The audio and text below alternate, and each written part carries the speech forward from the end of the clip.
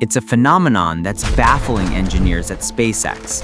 Their satellites, the most advanced commercial spacecraft ever launched, are tumbling from orbit in record numbers. The culprit isn't a design flaw or a software bug. It's the sun, 93 million miles away, and it's actively changing the rules of physics in our upper atmosphere.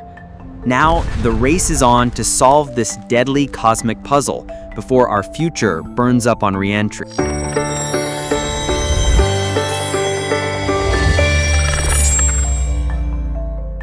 First, let's talk about the sun. It's not just a source of light and warmth, it's a powerhouse of activity. Every 11 years, the sun goes through a cycle of activity, peaking at what's called the solar maximum. We're currently in solar cycle 25, which peaked in late 2024 and continues to be intense in 2025. During this time, the sun releases massive bursts of energy and magnetic fields, known as solar storms. Solar storms come in two main forms: solar flares, which are intense bursts of radiation, and coronal mass ejections, where billions of tons of charged particles are hurled into space at millions of miles per hour.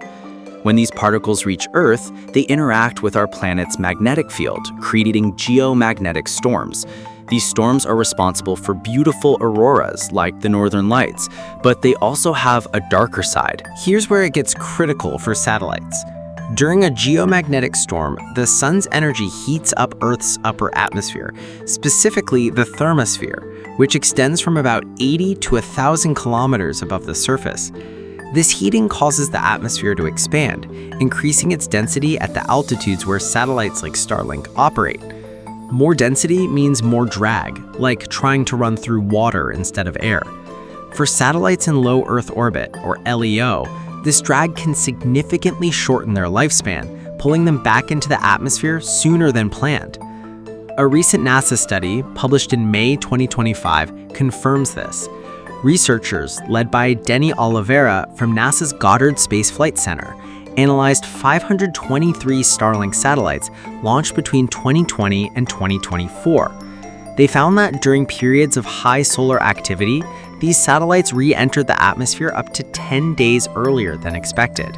This is a big deal because Starlink has over 7,500 satellites in orbit, providing internet access to millions worldwide.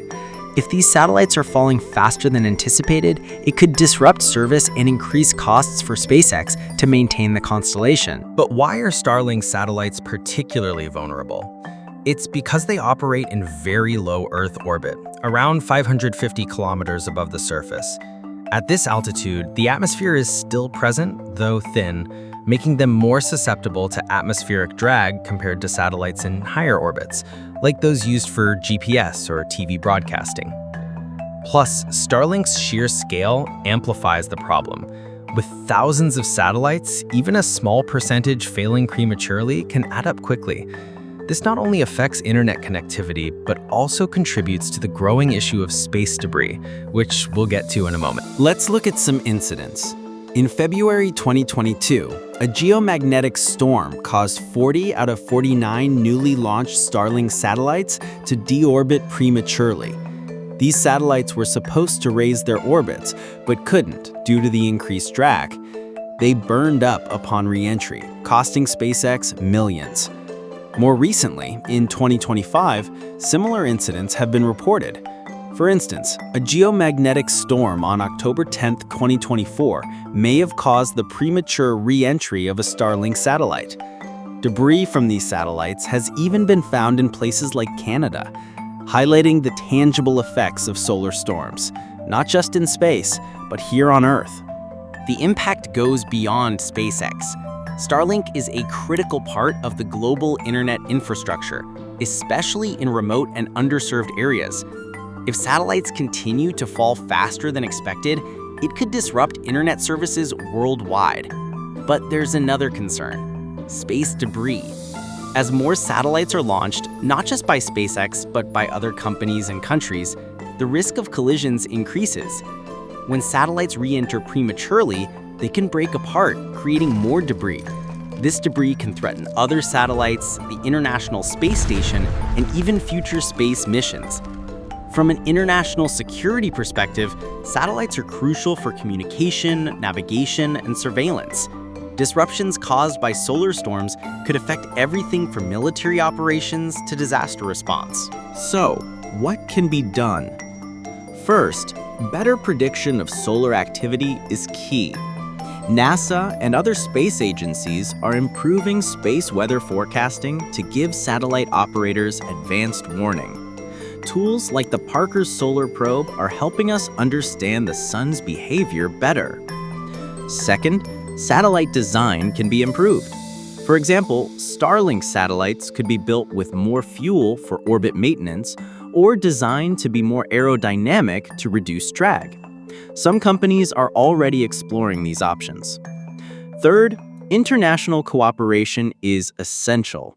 Sharing data and best practices can help manage the risks associated with space weather. Organizations like the United Nations Committee on the Peaceful Uses of Outer Space are working on guidelines for space traffic management, which includes dealing with space weather. In conclusion, while solar storms are a natural part of our space environment, their impact on modern technology, especially satellite constellations like Starlink, is a stark reminder of how interconnected our world is with the cosmos. As we continue to explore and utilize space, understanding and adapting to these natural phenomena will be vital for the future of space-based technologies.